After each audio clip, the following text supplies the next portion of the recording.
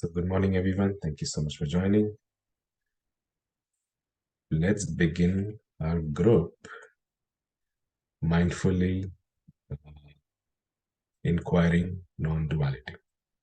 So even though that's the name, I'm really open to exploring anything because I feel non-duality is in everything. Yeah, just like the screen right now is present in every single word that I'm speaking, is present in every single hand movement that is happening in every that painting, in the whiteboard, in the wall, in this, let's say, clothes. The screen is present in every single aspect of this experience which is happening. It's like the canvas is in the painting, the plain canvas is present in every single color. So also the screen is present in every single sound, moving things, colors, sensations, story, time, space. The screen is the essence of all. So non-duality, which is that oneness, the inseparable nature of who we are, is present in every single moment, in every single experience, in every single thought, in every single emotion, memory, story, whether personal or impersonal, whatever you are, or neutral, whichever way we classify things, that's the underlying presence of all. So that's how I like to start the group, as this is sort of the orientation, the intention. Is there anything that comes to your mind that we can explore today? Are there any questions that we can address together as a group? Yeah.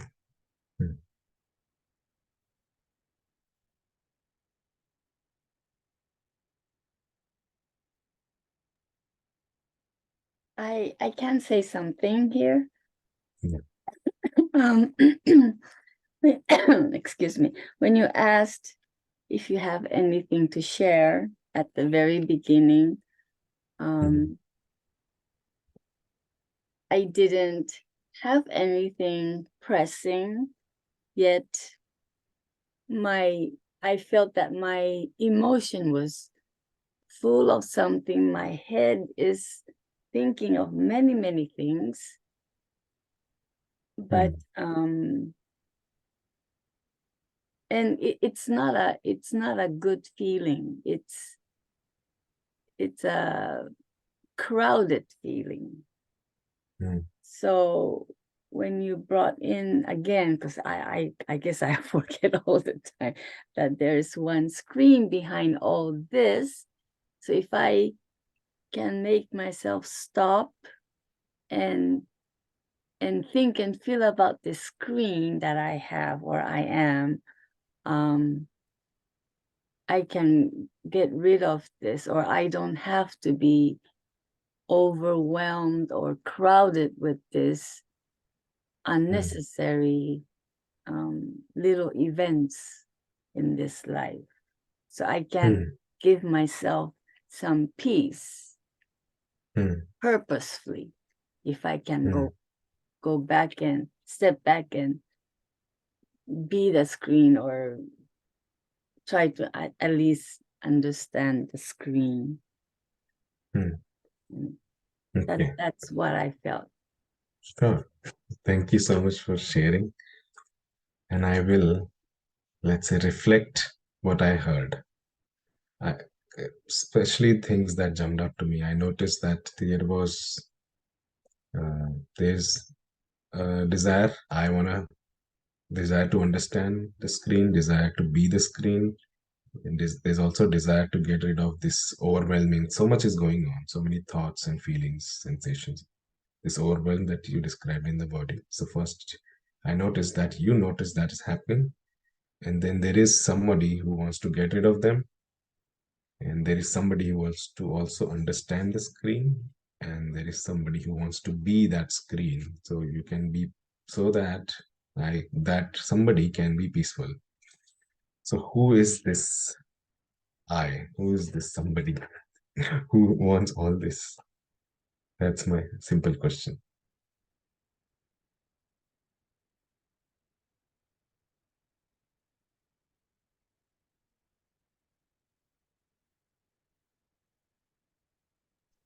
Probably this who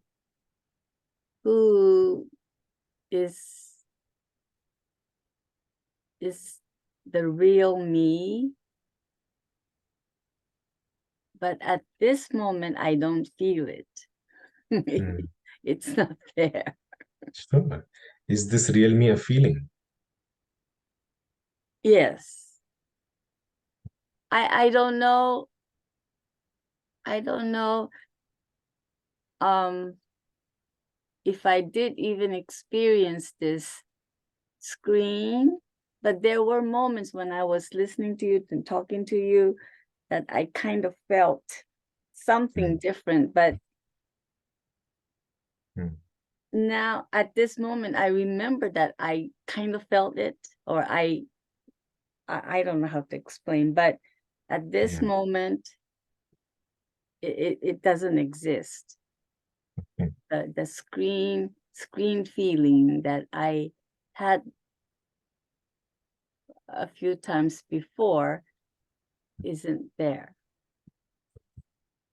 So I'm also understanding that you are checking how you're feeling right now, and you're comparing the current present feeling Mhm, with that feeling that you had in the past mhm, during, let's say, some conversations with me here.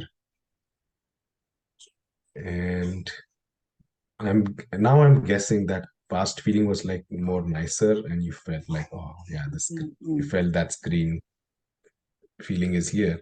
mhm, And right now you're saying that screen feeling, which is nice and let's say peaceful, is not does not exist right now. mhm. Yes. Okay.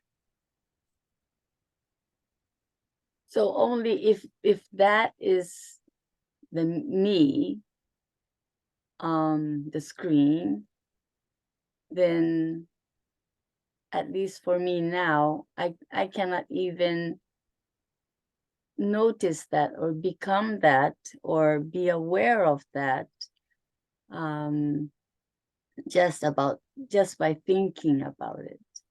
Hmm. Yeah, Mm. making sense.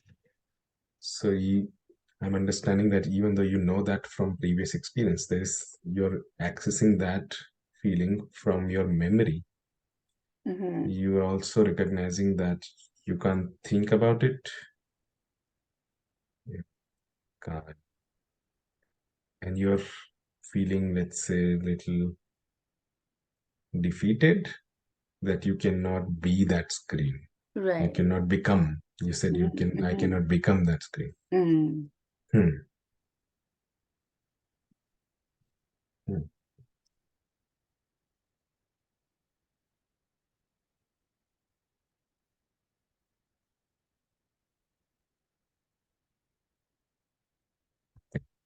Can I May- ask?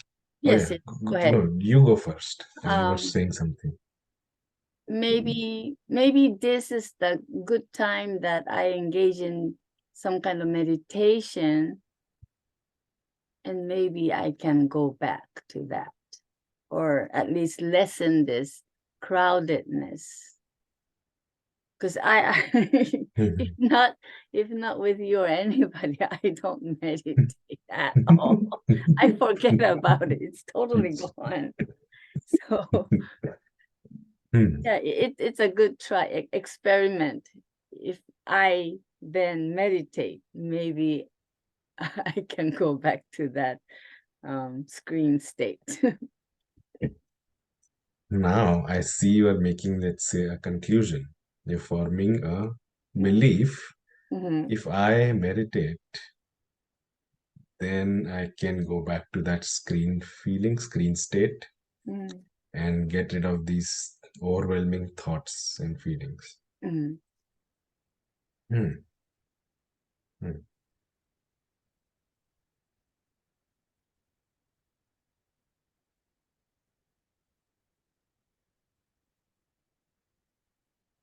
So that's, like you said, it's a conclusion. I did make a conclusion. I Yes, you already did. ended that conversation, You that did. thought.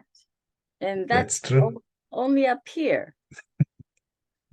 It's just my thought again. It's just yes, a thought or a belief or a conclusion or like all three of them are just boxes. Okay.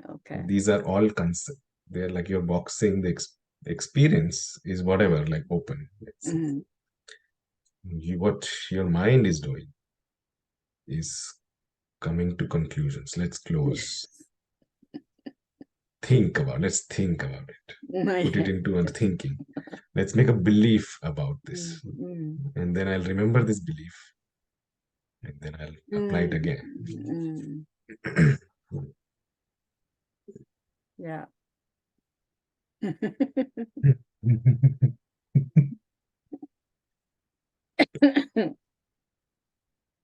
Well, at least I know that. Good. Yeah. But that's my belief again. Or, I mean, you know that at least right now it's happening. Hmm. You know that this is happening right now. Yes. So I would say this is your experience. Yes. Belief is formed when what you were doing earlier, forming a conclusion. And then I didn't noticing, oh, at least I know that. At least you were recognizing. Just like I know that and I see whiteboard is here. That's my experience. That's it. I'm not believing it. I'm saying, oh, I see the whiteboard is here. And when you say, I know that, okay, I know this. So see, there's a difference between believing. Yes. For example, now I close my eyes and I'm not seeing it. I'm not experiencing the whiteboard. Saying like, oh, I saw this whiteboard just a few seconds ago. I'm sure it's there. So I have to use like my memory, see? And I have to use my belief. Because it happened in past, I believe that's there. Which is different from actually, oh yeah, see, it's here. Yes. Direct experience. Yes. This is direct experience. And using memory, past memory, to form a conclusion is belief. Yes. Different from direct experience. So true.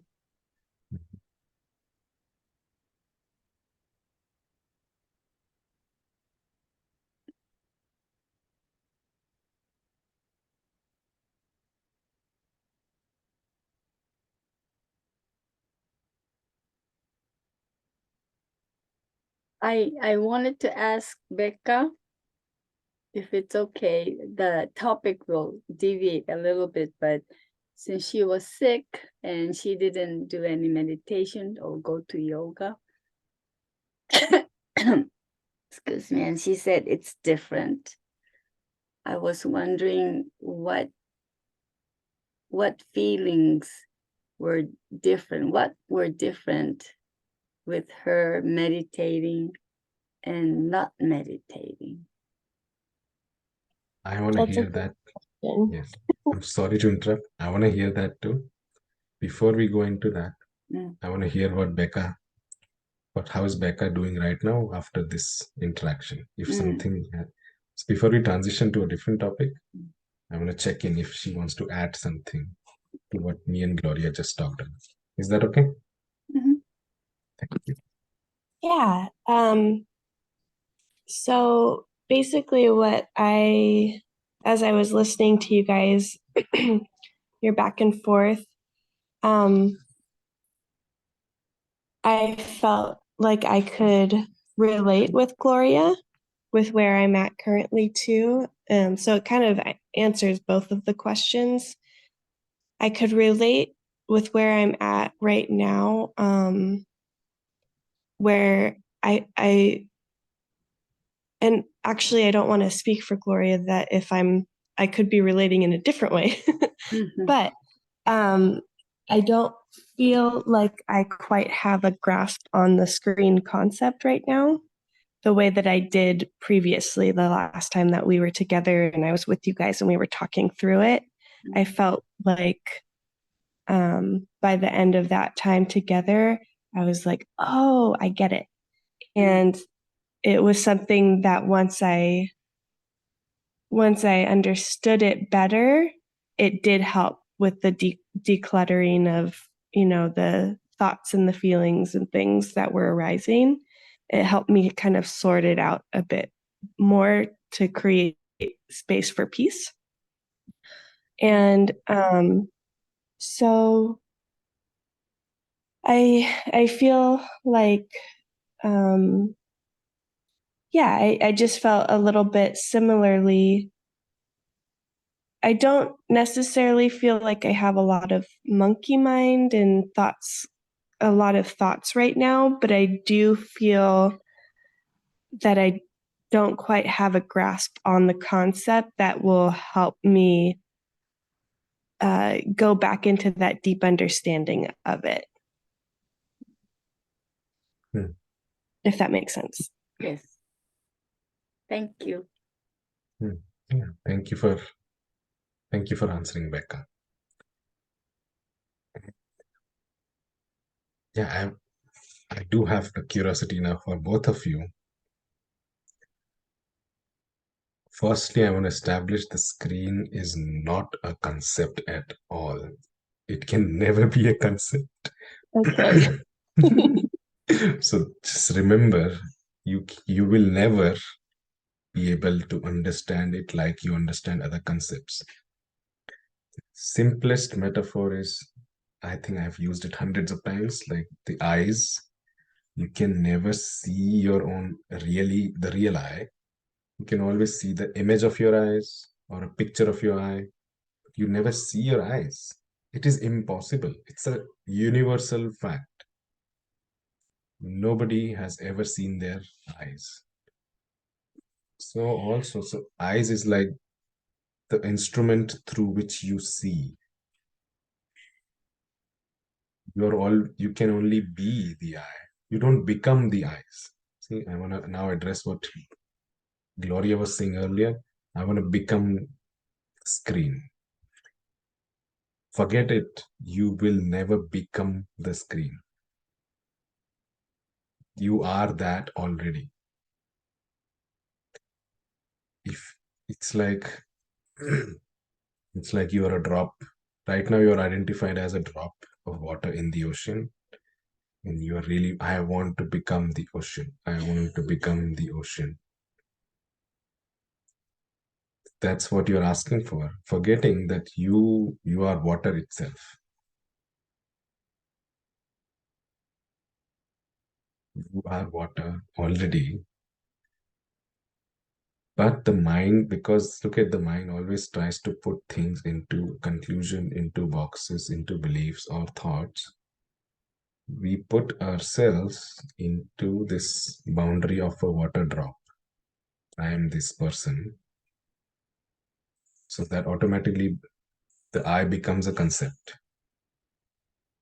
And then we see, oh, look at this screen is a nicer concept. It's like I have these old clothes. I want those new clothes. That will feel nice because it felt nice when I wore those clothes once. In past, it felt peaceful. I felt happy and nice. I want to be in those nice clothes. But the point is, these are not about, it's not the clothes. That true nature is not in the clothes. Whether you wear these old rotten clothes or whether you wear those fancy clothes. We are not talking about clothes. We are not talking about concepts. So that feeling of peacefulness, happiness, bliss, it becomes our experience when we stop identifying with the clothes, when we stop identifying with concepts, when we just are. In another cloth metaphor, when we are simply naked. like a baby. There's nothing there. We are just true nature. So, this desire to become the screen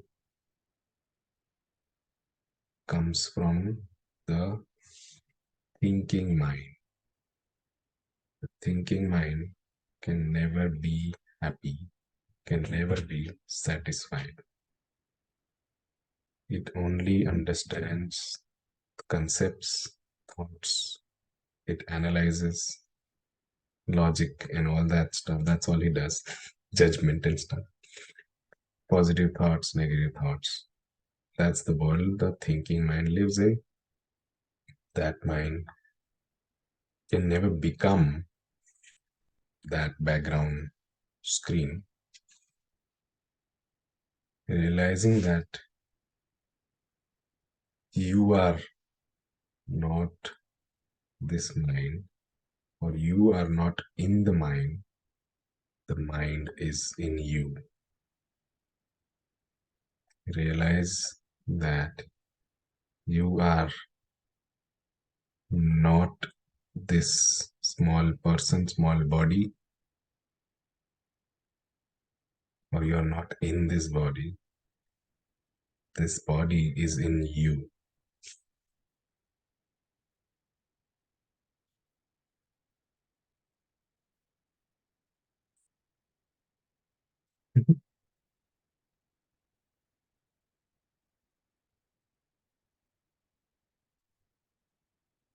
You are already that which you want to become. That is already who you are.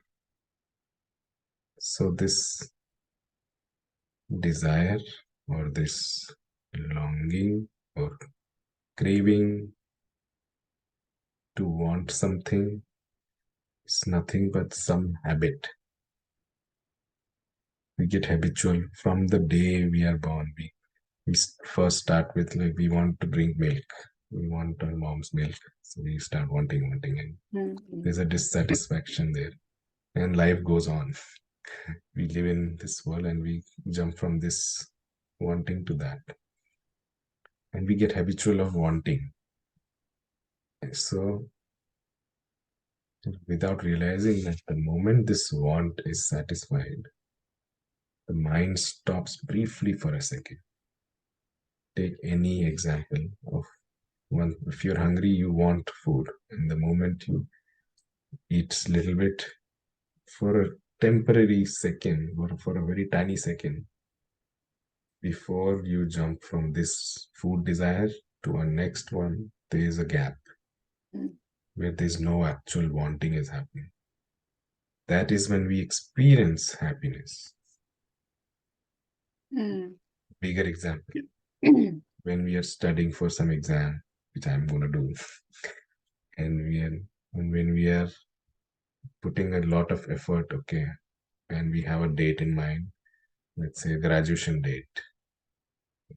Once I study for these things, this degree will be over, I'll get that exam completed, and on the day when we take the exam and it's over, we pass it, or on that day we finish graduation and we walk whatever formalities, we feel happy because a lot of desires went into that point, and there's an end of desire.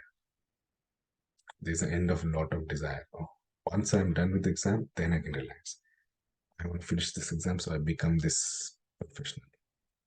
I want to be like, look at a lot of thought processes who get focused onto this one point in life.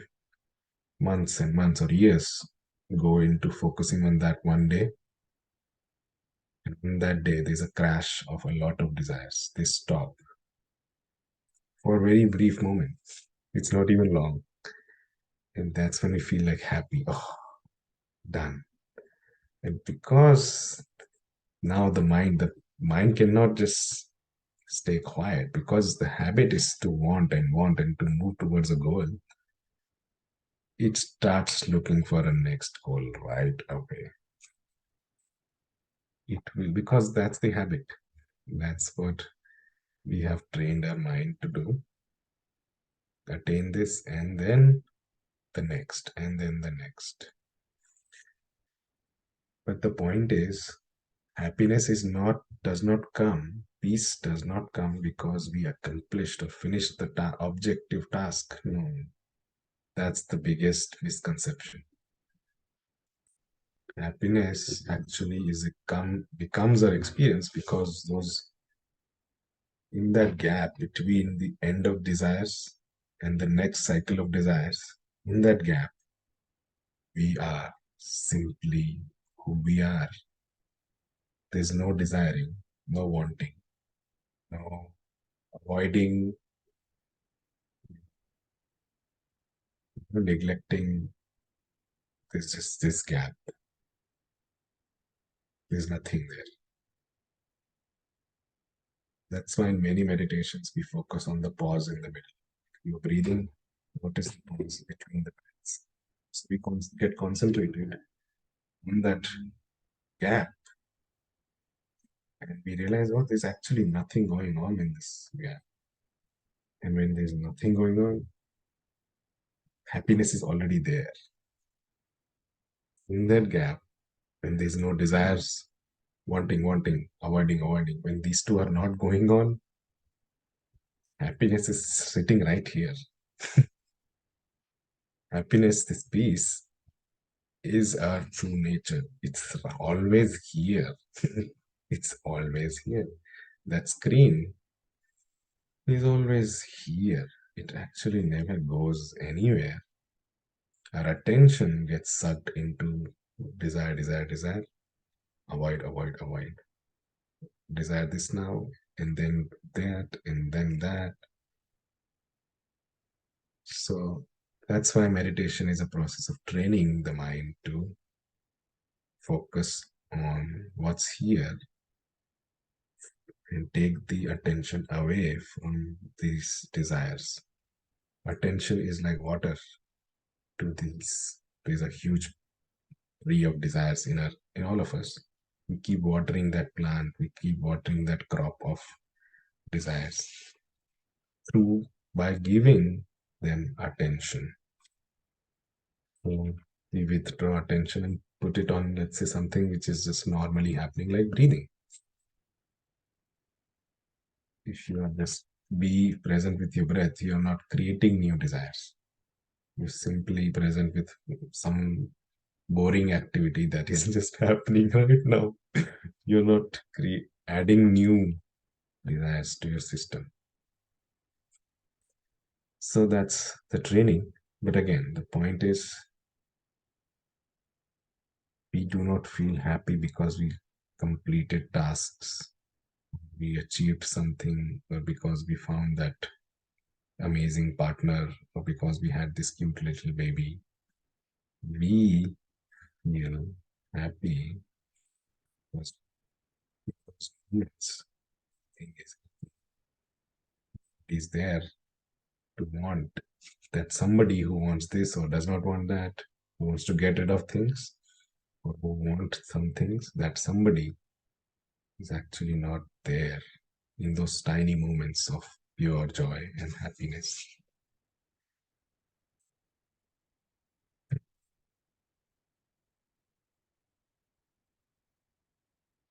Any questions or comments on this? Just a comment. That is really reassuring. I feel like I can go back to experience that again, but I think I know how. If I do meditate, maybe the practice will be good for me. It will be good for me, but it's so contradictory. I was working and I retired. I didn't have any obligation, and I was so happy with no obligation. It's like I'm me. nothing, no desire, no obligation. But then the people around me are saying, no, Gloria, you're gonna be depressed. you have to look for something that you want to do. What do you want to do? And you have to look for a hobby, and okay, but I was already happy without anything, yet the world around me is telling me, pursue something, you have to have a goal, you have to do this, you have to do that. And I was going, okay. And but then I was so feel dependent. Now I think I can be myself and just be happy. Hmm. Mm. Hmm. Hmm. Thank you so much for sharing. I don't have to want. There's a feeling that I don't need to want. Yeah. Yeah. Yeah. Yeah. Hmm.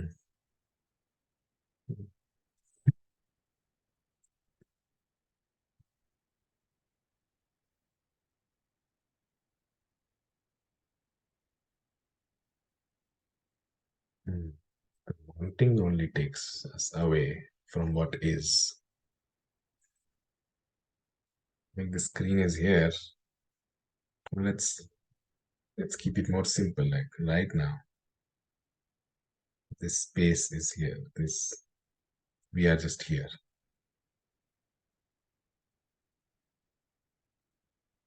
And some thought just comes. Like I'm just saying, like a thought might come in my, oh, say this or say that. We can talk about this. Maybe. I'm thought, it's a good idea. That will be interesting. So I'm just noticing my mind has these tendencies. The mind is not very comfortable with silence. They always find ways to break silence. And so is the collectivistic mind. Like people, culture, the big mind, let's say, when people are together, that's like a collective mind. That will again will take you against the silence. Like your example, people will always tell you things because they are identified with their minds. So the culture will always take us to, you should have a goal. You need to have a purpose in life. And it's all good stuff, right stuff, but it's not always true, especially not true if you are really looking for real happiness. And a lot of research goes into meaning in life, purpose in life is necessary for happiness. It is true in dualistic ways. When there is a person who wants something, it is going to be true in that way. Such a profound. There are so many philosophical and psychology theories on meaning making. You must have meaning. It's true. For the person, it's true. Here, there is no person. There is no two. There's only one. And that one is already happiness itself. That one is already peace itself.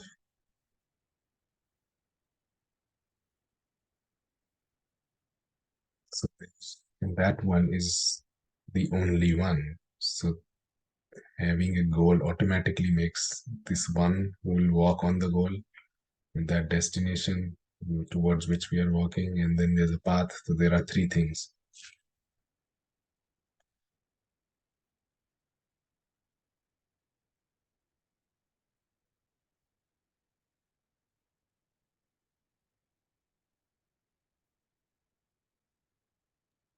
To say there are three things in the past.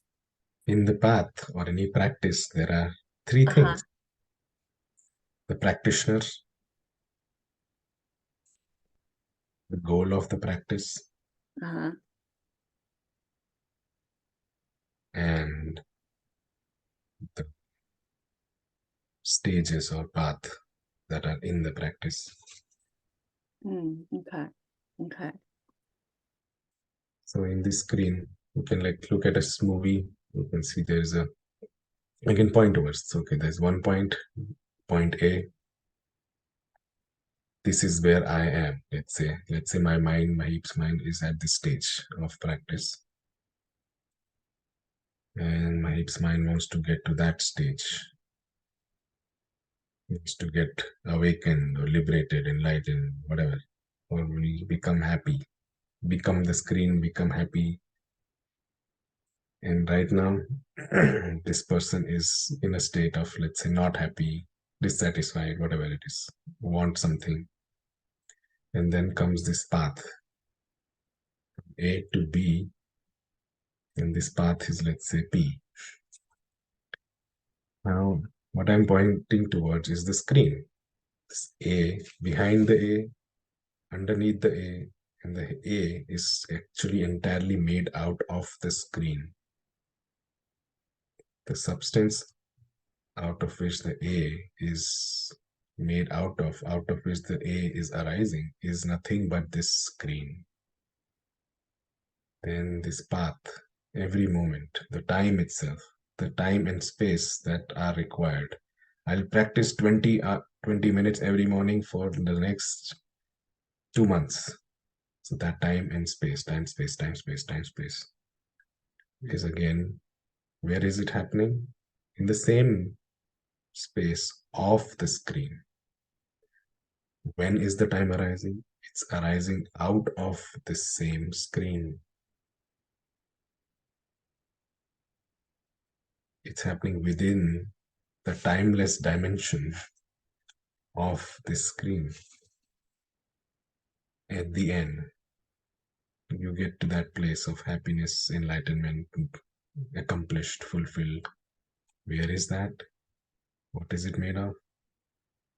That feeling of peacefulness, happiness. Oh, again, look at what's behind it is again the same screen. Made out of same stuff. Just like the dream.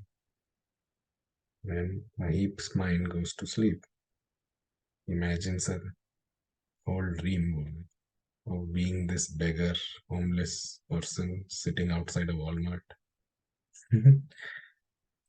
Is hungry, is in pain, is very resentful of the world, hates everybody. Now my Mahip, who's sleeping in this comfy bed, is not moving, is completely still. There's nothing going on. Here, now comes the whole world of time and space and causation.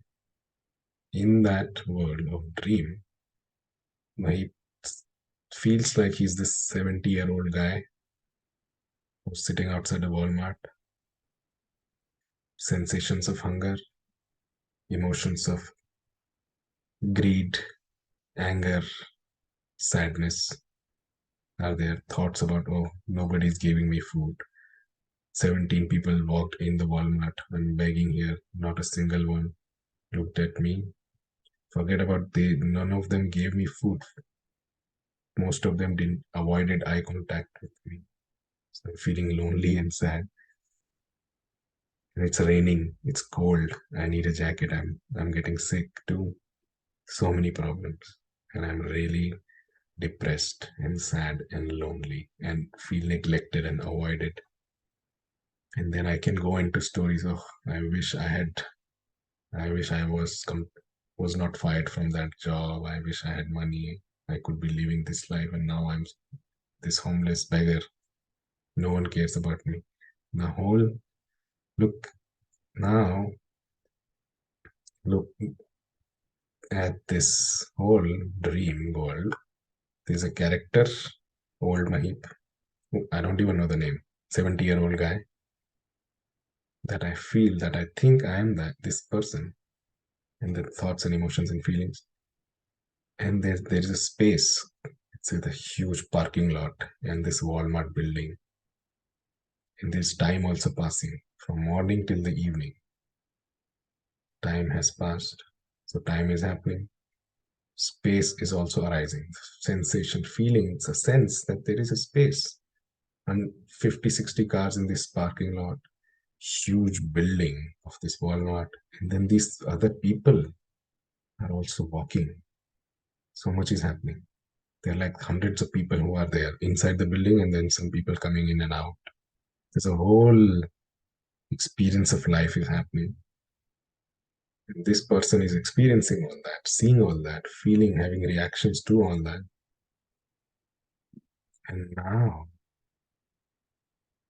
he's crying and he's like angry and very upset. And suddenly Mahip's wife Lena sees like what Mahip is talking in his sleep and like goes and wakes him up. Then Mahip gets up in the bed and like, oh my, I don't have money, I'm hungry, and then and she's like pushes him again. What are you talking about? Do you know who you are? And then suddenly I like look around. Oh wow, look at it. Oh wow, nice bed. Who's this pretty woman? Oh, I have a wife. Oh wow, I'm kind of young. I'm not 70. This is just like a 34-year-old guy. Oh, such a fancy lamp here. There's a desk and such a comfy bed. I'm actually not even hungry. And I feel fit and healthy. And then now I'm reflecting back, like, oh wow. So I've really felt that was reality. I thought that whole experience was true. Now I really thought I am this old guy sitting outside the Walmart, and these people hate me, and no food, sickness, so much is happening, and suddenly, and I'm just looking like reflecting, where are those problems now? Food problem gone, anger, frustration, sadness gone, resentment, hatred to people gone. Like they're not just gone, they're like as if they never existed. The entire construct of feeling this or that is gone. And I realized, like, wow, that Walmart, I'm looking at every single part of that dream. The huge Walmart building, there was a sky, there was gold, rain, stuff, hundreds of cars, hundreds of people. All that was nothing but one mind. Thoughts, feelings from morning till this evening, all day. My nap was barely 1 hour, and I lived this whole day of sitting outside the Walmart begging from 7 a.m. to let's say 7 p.m., 12 hours. The time that I experienced was nothing but one mind. This Mahip's mind was the essence, the core, the substance out of which the time and space in that whole world was made out of. The core, the essence, the substance was one mind. Other people and this individual, this beggar and other people, they were not two, they were all one, actually only one mind at the core. Causation. If they give me food, I feel happy. If they don't give me food, I feel sad and resentful. The cause and effect between the two. Anger, cause and effect. Angry was happening, but then both were nothing but one mind. The cause of something and the effect of that thing were nothing but one mind. So at not a single point, there were two things there. In that whole experience, time, space, causation, the underlying reality was one mind, imagining the entire experience of the world, other people, and the whole story, whole identity. In the moment somebody asked, do you know who you are? In a snap, I woke up. So none of that was really true. What I thought this is what I believed to be reality was actually never even there. The beggar was never born. The beggar never even existed.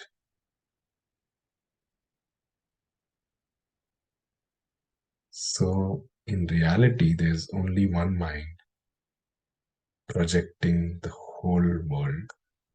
So also, right now, even though he experiences other people, other things and thoughts and cause, effect, time and space, the underlying truth is this reality is nothing but one consciousness, one awareness, one screen is the underlying background, underlying substance out of which this world of name and form of diversity is made of. That is non-duality, not two.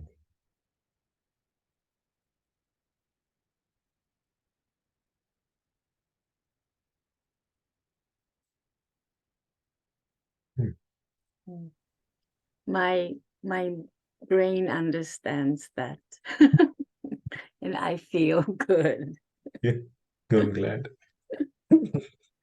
And after all these many talks, I hear you say, who am I? Who am I? And yeah, I know that sentence, who am I? But for now, right now, for the first time, I feel like I can, if I'm able to stop and ask myself, who am I?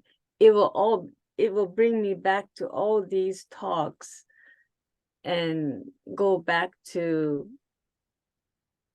try to I don't know, I can't see myself, but yeah, that's a good question, very good question for me to understand duality and non-duality. Yeah, so it's a very good sentence for me to say it to myself. Yes, after all these times. And now I feel it. Thank you. Yes. Thank you. And it might go away. It will probably go away. Because the feeling or experience will always come and go. The screen will never go away. So all we can do is do nothing.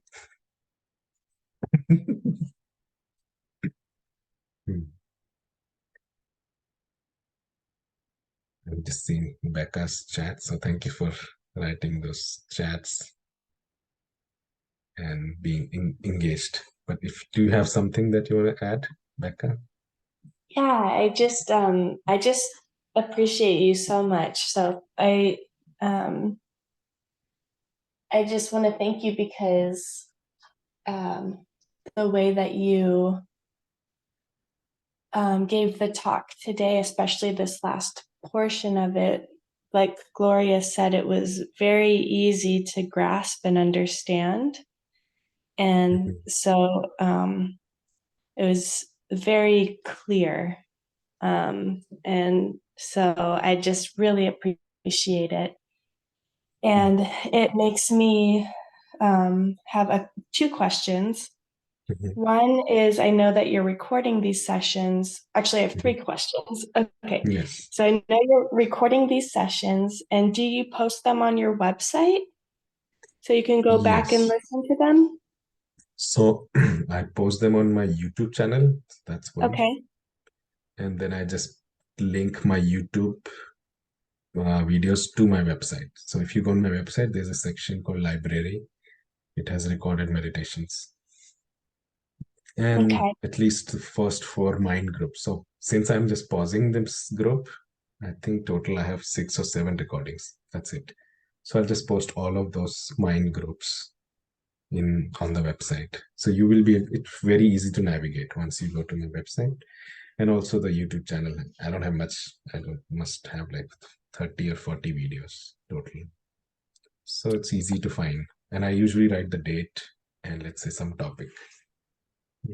Okay, perfect. Yeah, because I would be interested. I know I didn't get a chance to make all of the mind groups, but I'd be interested in going back while you're on your study break and studying. That we could still go back and listen to Yeah. previous recordings. Mhm. The other question is, would this be the last Thursday morning group that you would be doing? Yes. Okay. I have a plan to study from, like, actually I started studying today. So yeah, this is the last. And I'll keep you posted if I start again. Or if I'm Okay. doing some in-person stuff at the empathy circle, you will find out also. Okay, perfect. Thank you so much. And then my last question is, can you recommend, or do you have any recommendations of other individuals that teach this type of work, that in the meantime, while you're doing your study break, if we Yes. want to continue learning, we could, Yes. yeah, that would be amazing. Yes. So there are so many. Okay. So firstly, I want to give credit to my teachers. This is like say the dream analogy. I just learned it. My teacher shared this with me. So I just hit my brain. Oh, damn. Yes, makes sense. It's like the dream within a dream, kind of. And so I can share, there's a website called Silent Way, on which my teacher, this is like my main teacher with whom I was actually in a relationship. I see him all the time. I go to Oakland.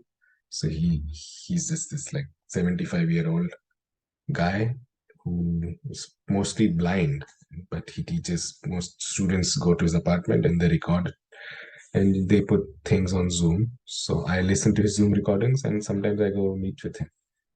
So, but the thing is, actually all of those classes are in some, like they start with a Sanskrit chanting and then they talk in English. So it's very accessible. It is in English. However, they focus a lot on Advaita Vedanta. Let's say Sanskrit terminology is a good chunk of the class. And they will always translate it. So it's not like you will always understand everything, but it comes within this tradition of Advaita Vedanta, which comes from Hinduism.